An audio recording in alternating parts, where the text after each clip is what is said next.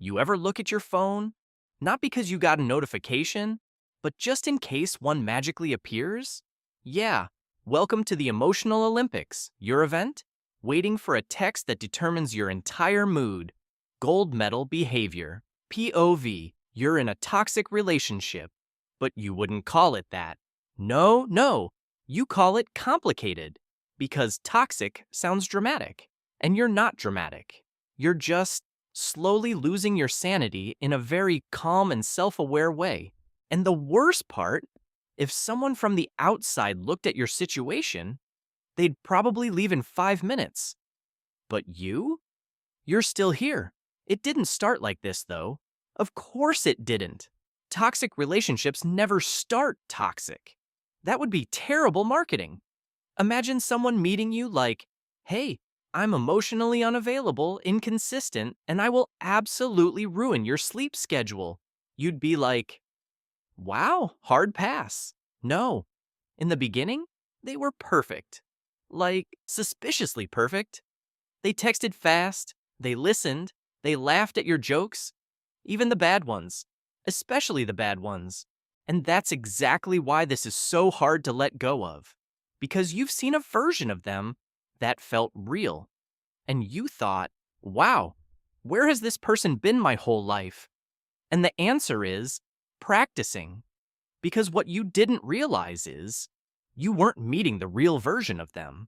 You were meeting the highlight reel, the trailer, not the full movie. And here's where it starts getting dangerous. Because once you fall for the trailer, you'll sit through the entire movie hoping it becomes good again. Then, slowly, things changed. Not all at once. That would have been too obvious. No. Toxic dynamics are patient. They ease you into confusion like a warm bath. First, the replies got a little slower. Nothing crazy, just enough for you to notice, but not enough for you to complain. Because you don't want to seem needy. Then the energy shifted. Less excitement, less effort, but every now and then, they'd come back. Full energy, full attention, like nothing ever happened. And every time that happens, you reset, like your memory just gets wiped. And that right there, that's where your brain got trapped. Because now you're not just experiencing love, you're experiencing unpredictability. And your brain, oh, it loves that. And this is the part most people don't realize. The inconsistency is the hook, not the love.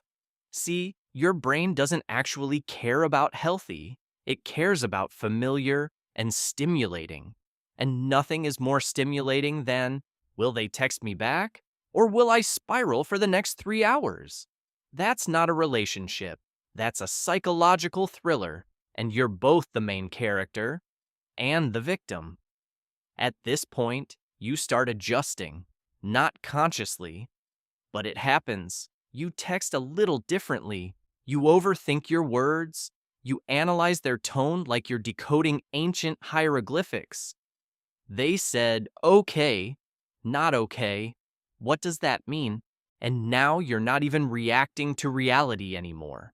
You're reacting to interpretations. Are they mad? Are they tired? Are they secretly planning to disappear forever? You don't know, but your brain will absolutely investigate for hours. And here's the part nobody likes to admit. You start trying to earn the version of them from the beginning. You're not building a relationship anymore. You're chasing a memory. You give more. You tolerate more. You explain yourself more. You become more patient, more understanding, more flexible, until one day you realize you're doing all the emotional work for a relationship you're not even enjoying anymore. But you don't leave. Of course you don't. Because if it was that easy, you would have done it already. Because leaving would mean admitting something uncomfortable, that the person you fell for doesn't actually exist anymore. Or maybe never did. And your brain hates that idea. Because your brain is like, okay, but what if we just try a little harder? What if we just say the right thing? What if this time it goes back to how it was? And that what if is what keeps you stuck. Spoiler alert, it won't. And this is where psychology comes in. Because what you're experiencing is something called intermittent reinforcement, which is a very fancy way of saying you're being emotionally gamified. You're not crazy, you're conditioned. It's the same principle used in casinos. You don't win every time, but you win just enough to keep playing. And those rare wins, they feel incredible, way better than consistent, stable, predictable happiness. Which is why healthy love can feel boring to you right now.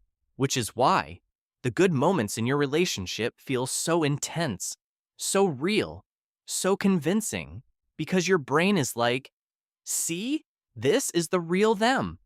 We just have to unlock this version again. But that version isn't locked. It's random. And you can't build a stable relationship on randomness. Now here's the part that gets even more uncomfortable.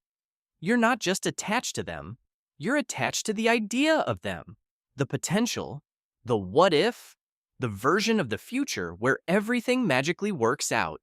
You're basically in a relationship with a possibility, and possibilities don't hold you at night. So, why don't you leave? Because leaving doesn't feel like freedom. It feels like loss. And your brain will do anything to avoid that feeling. Not just losing them, but losing the memories, the effort you invested, the version of yourself that believed in this, and most importantly, losing the ending you imagined. Because in your head, this story was supposed to work. There was supposed to be a moment where everything clicks, where they realize your value, where it all makes sense. But toxic relationships don't give you that moment. They give you confusion, mixed signals, unfinished sentences, and confusion is addictive because it feels like a puzzle you can solve. And your brain? Your brain hates unfinished things. It wants closure, a clear ending, a reason, something that makes it all make sense. But here's the problem. Closure is not something they give you. It's something you have to create, and that's hard. Because it means accepting that there might not be a satisfying explanation. Sometimes the answer is just, they couldn't give you what you needed, not because you asked for too much, but because they weren't capable of giving it. And that realization, that's uncomfortable, because it shifts the focus from, how do I fix this? To, why am I staying in something that hurts me? And that question changes everything, because now it's not about them anymore. It's about you, your patterns, your tolerance, your boundaries, and suddenly you're not just leaving a relationship, you're confronting yourself, which is why people stay. Not because they're weak, not because they're naive, but because walking away requires a level of honesty that most people avoid. So instead, you check your phone again, just in case. Maybe this time it's different. Maybe this time they text first. Maybe this time it feels like it did in the beginning. But deep down, you already know how this ends. You're not waiting for a message. You're waiting for a version of them that doesn't exist anymore. And the longer you wait, the longer you stay stuck.